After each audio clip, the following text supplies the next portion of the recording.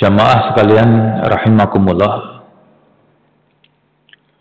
di kota yang dikenal dengan pantai popohnya, yakni Tulungagung, nama masjid itu adalah Masjid Al-Fatah.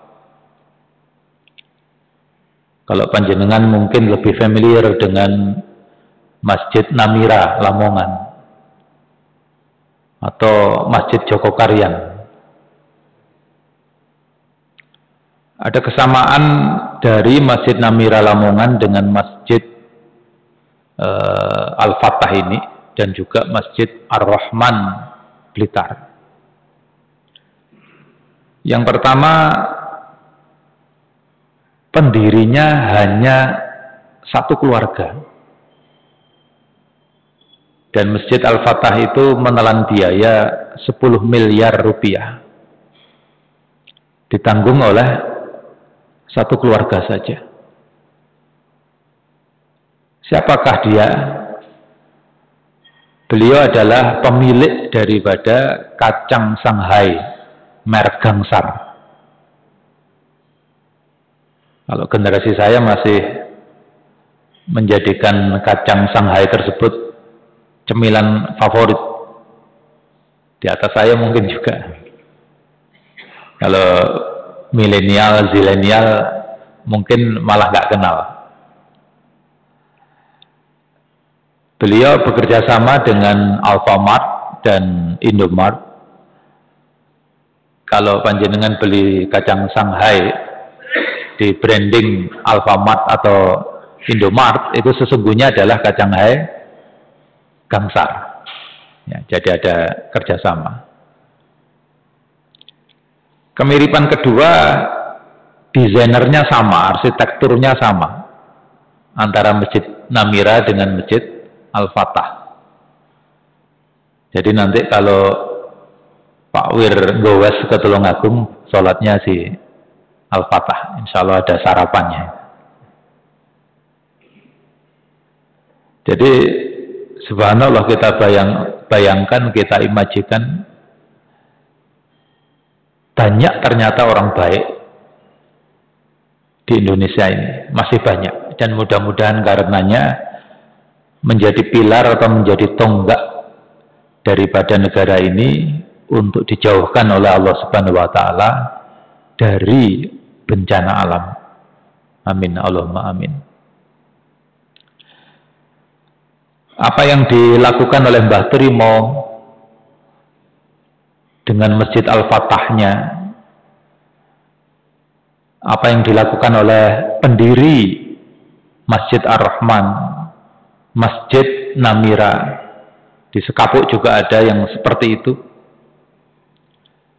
mengingatkan saya kepada sebuah hadis yang insya Allah juga familiar di telinga kita, hadis riwayat Muslim, yang mengatakan, "Iza matal insanu inqata'a amaluhu illa min salasatin." Bahwa setiap manusia ketika meninggal dunia itu terputus amalnya, pahala-pahala amalnya pedot, putus. Dalam hadis yang sahih ini disebutkan oleh Kanjeng Rasul, illa bisalasatin, kecuali 3 amal. Dalam riwayat yang lain 6 amal, 7 amal, tetapi yang perkara utama 3 amal ini.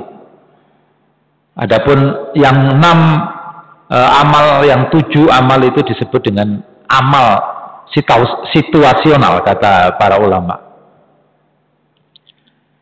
Apa 3 amal yang walaupun pelakunya ada di alam kubur, pahalanya terus mengalir kepada dirinya?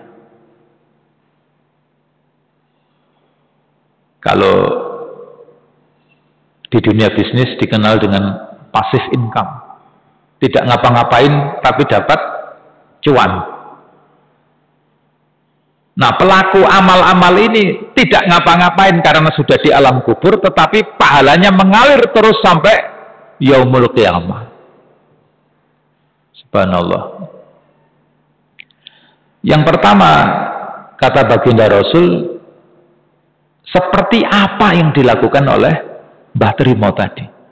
Seperti apa yang dilakukan oleh pendirinya Masjid Namira dan Masjid Ar-Rahman. Min sodakotin jariyah. Yang pertama adalah amal apa? Sodakoh jariyah. Tidak usah jauh-jauh ke Tulungagung, di depan kita ini, di depan saya ini. Sodakoh panjenengan semua, kita semuanya, alhamdulillah bisa dirupakan. Sarapan gratis usai majelis taklim Ahad pagi. Itu pahalanya mengalir sampai jauh. Hatta kita sudah meninggal dunia pun mengalir terus. Alhamdulillah, Jumat berkahnya karena sedekah kula panjenengan sedaya saged 2 kali dalam 1 bulan. Mudah-mudahan nanti tiap Jumat. Amin, amin ya rabbal alamin. Kenapa? Tadi itu. Walaupun kula panjenengan nanti sudah dimakamkan di alam kubur, pahalanya tetap mengalir kepada kita masing-masing sampai yaumul kiamah, yang itu sangat kita perlukan. Yang hal tersebut sangat kita butuhkan agar kemudian kita seperti yang disampaikan oleh Allah Subhanahu wa taala, inna lil muttaqina fi maqamin amin. Sesungguhnya orang-orang bertakwa kelak ada di dalam tempat yang aman. Maqaman mahmudan, mudah-mudahan juga kita mendapatkan tempat yang terpuji di sisi Allah Subhanahu wa taala. Hal ini juga mengingatkan saya kepada cerita salah satu bintang sinetron, Mbak Saskia Adia Mekah. Beliau bercerita bahwa suatu saat harus menjalani apa istilahnya, sinetron, jadi syuting streaming, jadi kejar tayang gitulah. Sehingga pagi-pagi habis sholat subuh dia berangkat ke lokasi syuting. Tidak sampai 1 kilometer dari rumahnya kecelakaan, sehingga harus dirawat di rumah sakit. Apa kalimat yang dilontarkan ibunya saat pertama kali menjenguk dirinya? Kamu pasti tadi lupa masukkan uang di kencelang umat yang ada di dalam kamarmu. Jadi keluarga Saskia itu tiap kamar ada kencelang umatnya. Nah, tiap subuh dimasukkan uang ke kencelang itu, dan kemudian tiap Jumat dipecah, dibuka untuk Jumat berkah. Jadi ibunya Saskia ini masak tiap Jumat sekurang-kurangnya 60-100 porsi untuk dibagi-bagikan. Jadi banyak sekali cara untuk kemudian agar kita mendapatkan aliran pahala terus-menerus sampai yaumul qiyamah. Tidak sulit, sangat dekat dengan kita, siapa saja mampu. Asalkan rutin, konsisten. Mudah-mudahan dengan demikian kita menjadi orang-orang yang berada dalam maqamun aminun, maqamun mahmudatun. Makom yang terpuji, makom yang aman, derajat tempat yang aman bagi kita semuanya. Di dalam hadis yang lain, Kanjeng Rasul SAW mengatakan bahwa inna zillal mu'minina yaumal qiyamati sodakotu. Ini yang luar biasa, yang kula panjenengan sangat memerlukan.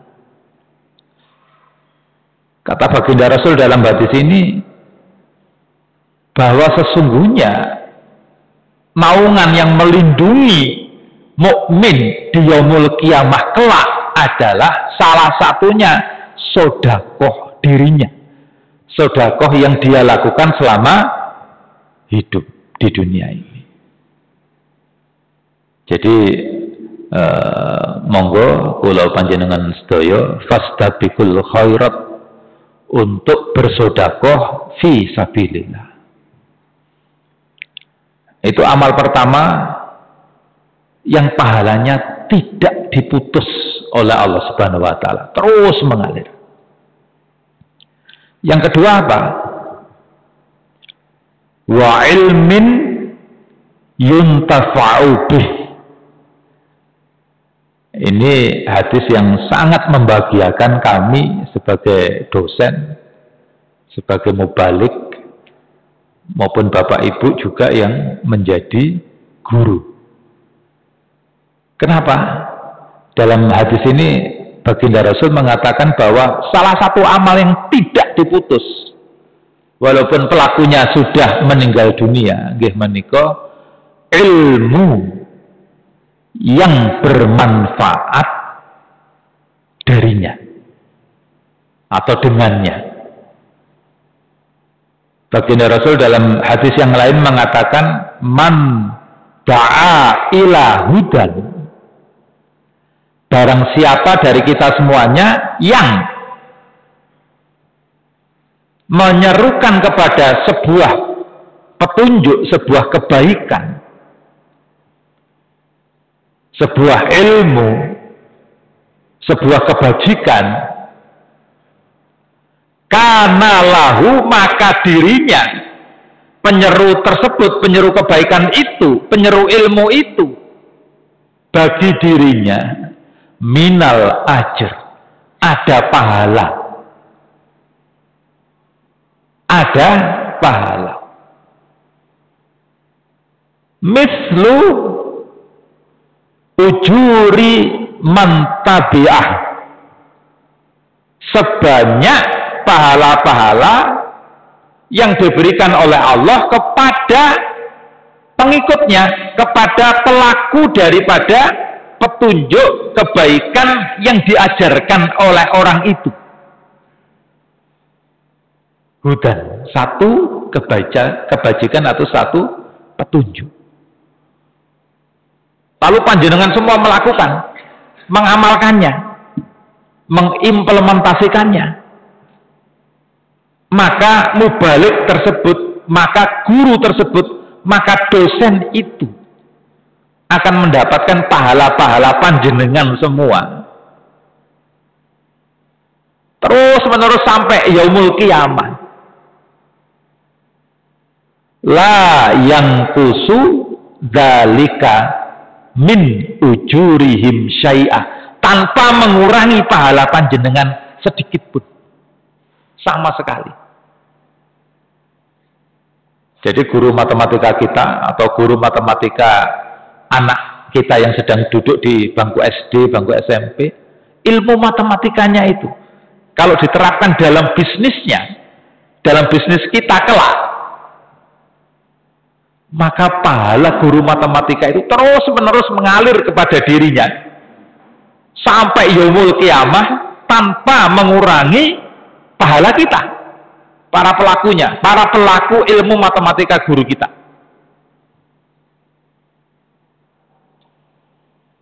Maka monggo didorong putra putrinya untuk menjadi guru ataupun dosen, karena pahalanya besar sekali. Pahalanya melimpah ruah. Mungkin gajinya masih seperti gaji Omar Bakri, tapi pahalanya melimpah ruah. Subhanallah. Ini, Pak Agus ini, Pak RT 5 ini bisa mengabdikan ilmunya menjadi dosen. Pahalanya luar biasa. Ingkang kaping 3 napa? Yang nomor 3 apa? Amal apa yang membuat pelakunya itu terus menikmati aliran pahala tanpa mengurangi pahala-pahala pelaku lainnya. Pelaku lainnya. Gimana kau wawaladin soleh yada'ulah, yaitu anak soleh, anak solihah yang selalu mendoakan dirinya, mendoakan orang tuanya maksudnya. Yang ini mungkin agak detail ingin saya sampaikan kepada panjenengan pada pagi hari ini. Gimana caranya kita mendapatkan bisa memiliki anak? Yang pertama itu. Yang kedua, bagaimana kita mampu memiliki anak yang soleh? Di dalam surah Ibrahim ayat 40, Allah mengatakan, A'udzubillahi minasyaitonirrajim, Rabbi ja'alni muqimas sholati wa min dzurriyyati Rabbana wa taqabbal minna. Yang pertama yang mesti kita lakukan adalah berdoa.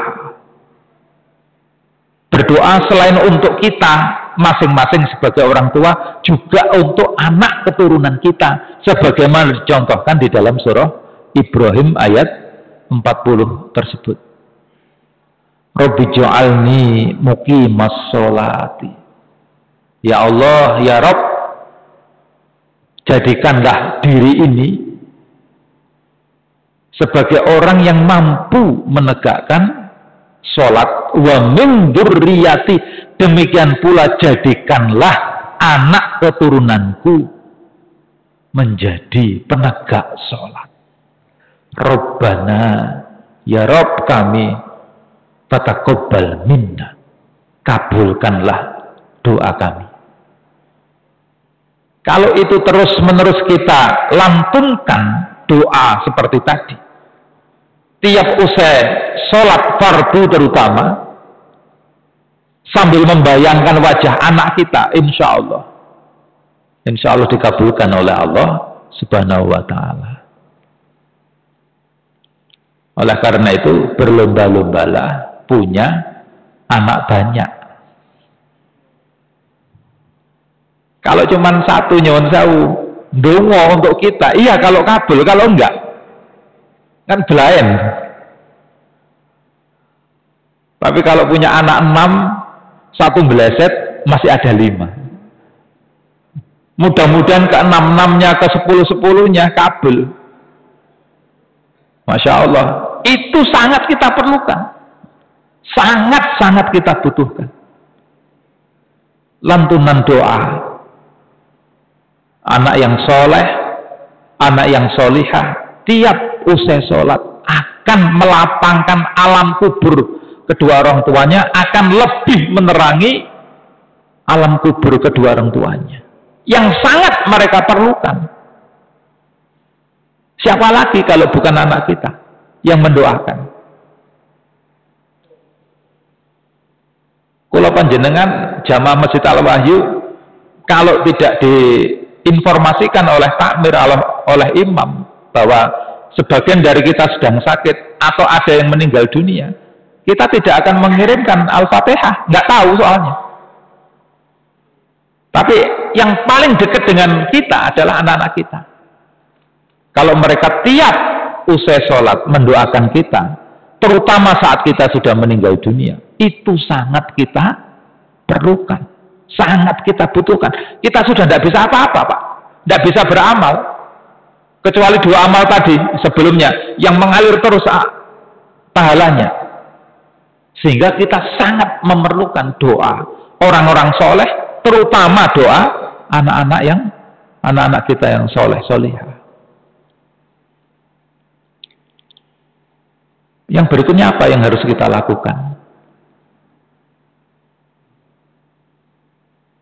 Sekolahkan putra-putri kita di sekolah yang berkualitas. Sekolah yang berkualitas 55% rata-rata dipengaruhi oleh guru yang berkualitas. Masalahnya sekarang bapak-bapak, ibu-ibu sekalian, Indonesia ini secara kuantitatif saja kekurangan guru. Yang diperlukan oleh bangsa kita ini 4 juta guru. Menurut Kemendikbud baru ada 3 juta guru. Kekurangannya hampir 1 juta guru. Itu masih bicara kuantitas. Belum kita berbicara kualitas. Menurut Kemendikbud sendiri, jumlah guru SD sampai SMA yang memenuhi minimal standar yang ditetapkan oleh Kemendikbud, minimal standar kompetensi, itu hanya 10%. Dari 3 juta tadi, yang memenuhi standar kompetensi yang ditetapkan oleh Kemendikbud sendiri tidak lebih dari 15%. Bahkan kurang lebih hanya 10%. Jadi anak cucu kita ini ada di tangan guru mayoritas yang tidak berkualitas atau kurang kualitasnya. Apalagi ke depannya.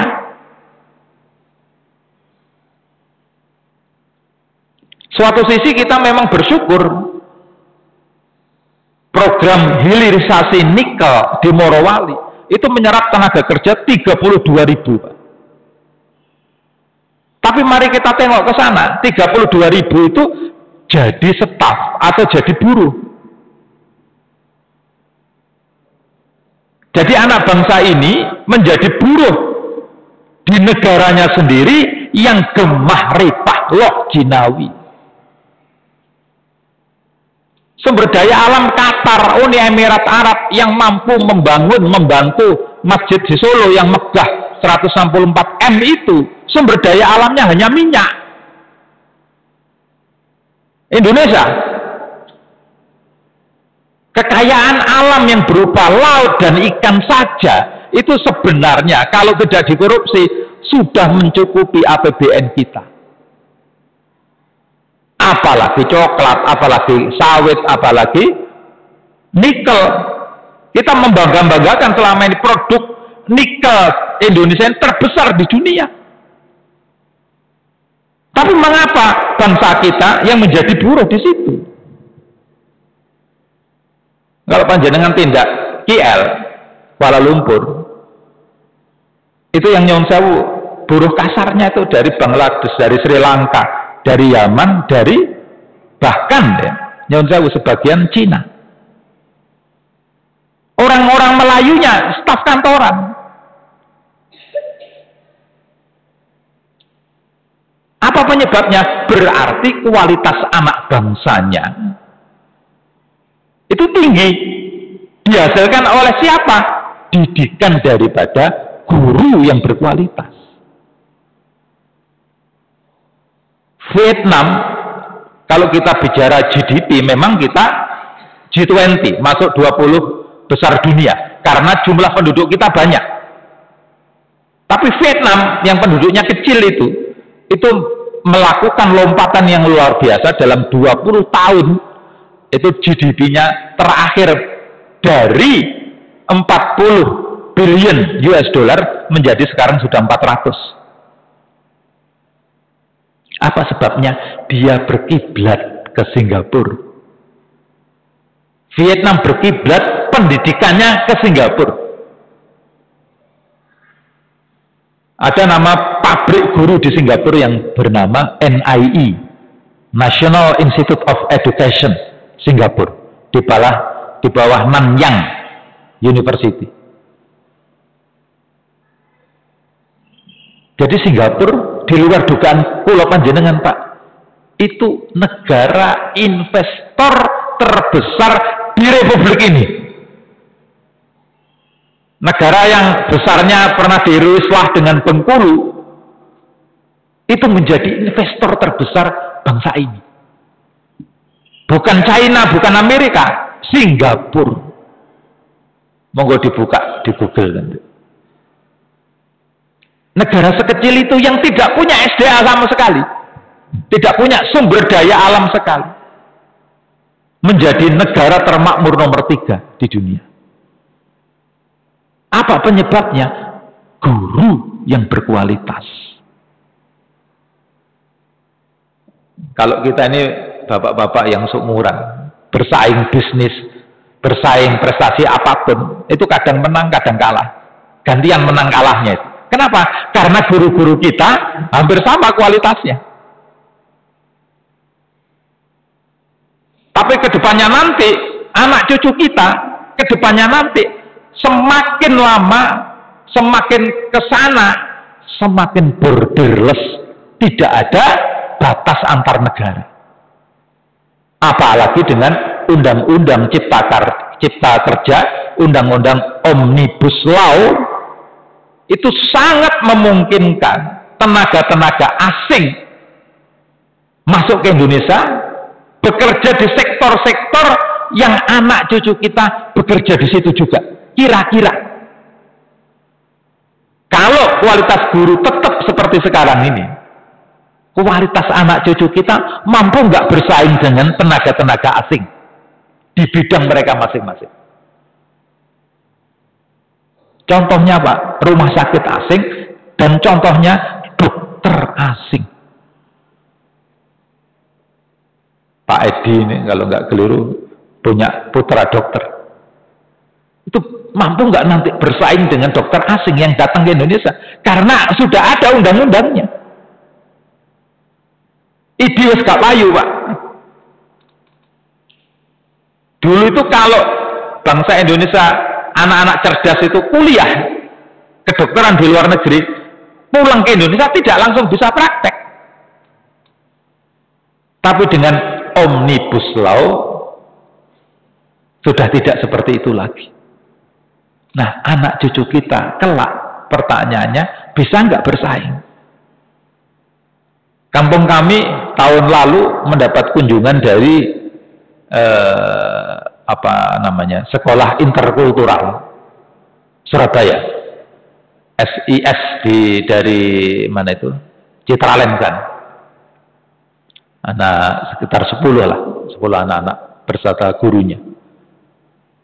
Belajar green environment di kampungnya Pak Amin ini. Tidak lama kemudian, selang seminggu atau 2 minggu, datang SMP Al-Hikmah, salah satu sekolah Islam terbaik yang cucunya Pak Slamet sekolah di sana. Beda Pak, anak-anak ekspatriat tadi itu berbeda dengan anak-anak kita.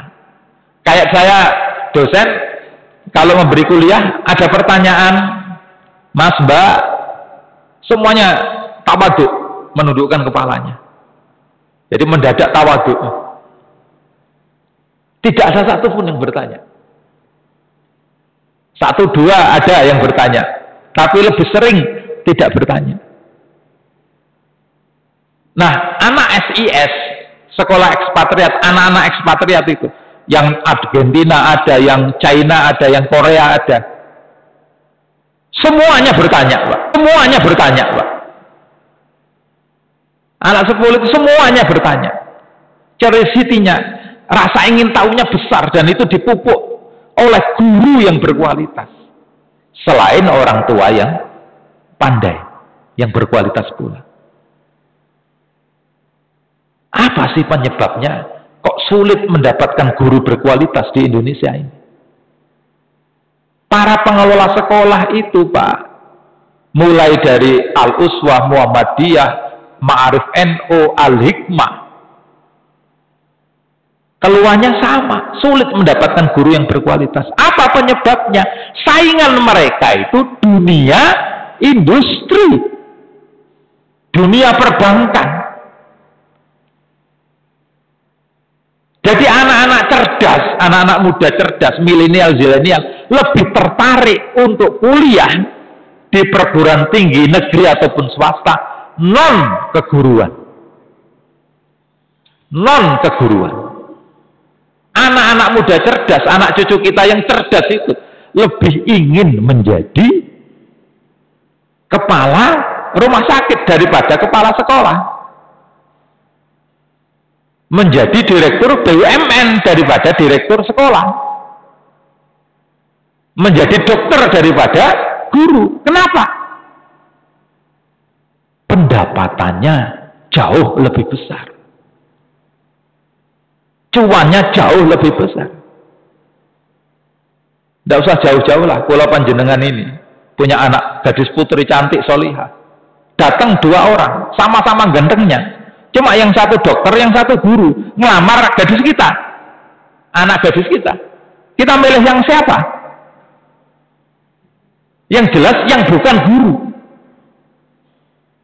Ada seorang kawan profesor, pas kami ke rumahnya, rupanya dia sedang marah sama anak putrinya.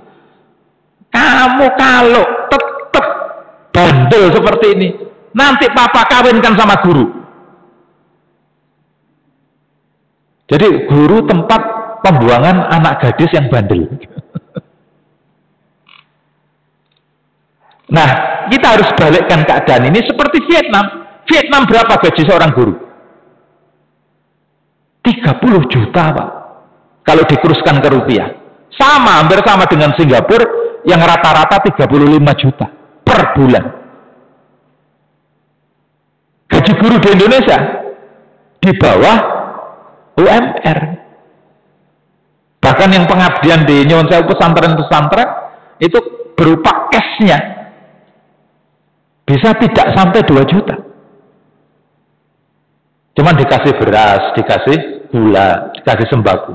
Tapi kalau cashnya itu bisa tidak sampai 2 juta.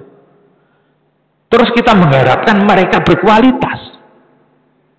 Jadi harus kita balik keadaan bagaimana agar anak-anak muda cerdas mulai sekarang dan kelak itu memilih guru sebagai salah satu profesi idamannya.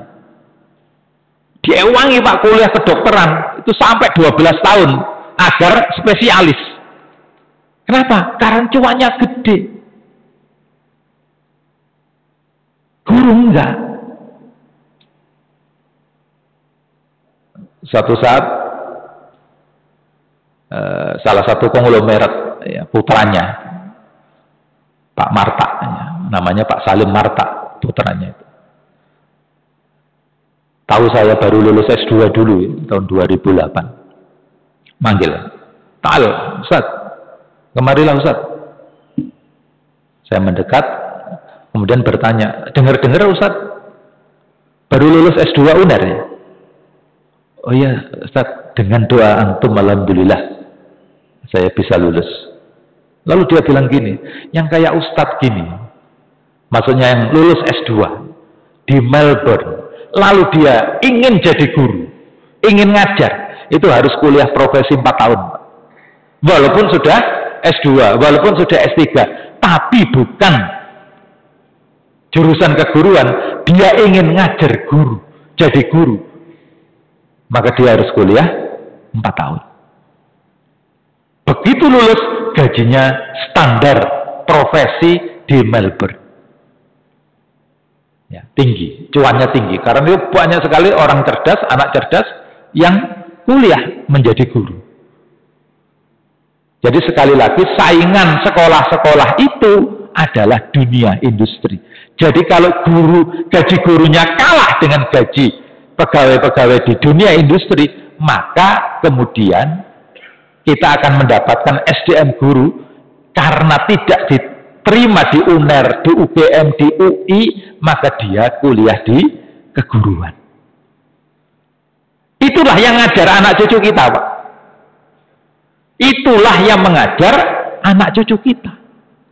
Relakah kula panjenengan yang ngajar anak cucu kita ini guru yang tidak berkualitas? pasti jawabannya tidak rela.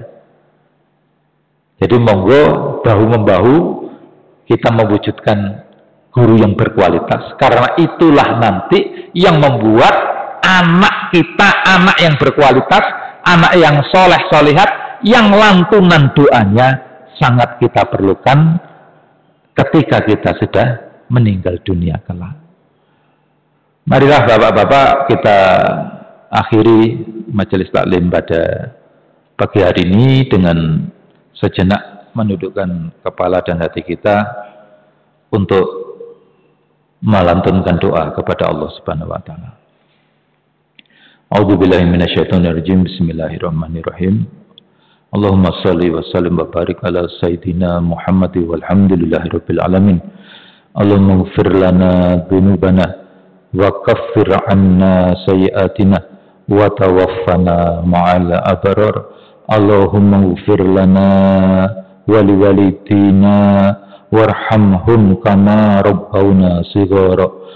Allahumma ighfir lana wa li ikhwanina alladhina sabaquna bil iman wa la taj'al fi qulubina ghillan lil ladzina amanu. Rabbana hab lana min azwajina wa dhurriyyatina qurrata a'yun waj'alna lil muttaqina imama. Rabbana atina fid dunya hasanah wa fil akhirati hasanah wa qina adzabannar wa adkhilna al-jannata ma'al abrar ya aziz ya ghaffar ya rabbal alamin. Subhana rabbika rabbil izzati amma yasifun wa salamun alal mursalin walhamdulillahi rabbil alamin. Bi barakatil Fatihah. A'udzu billahi minasyaitonir rajim.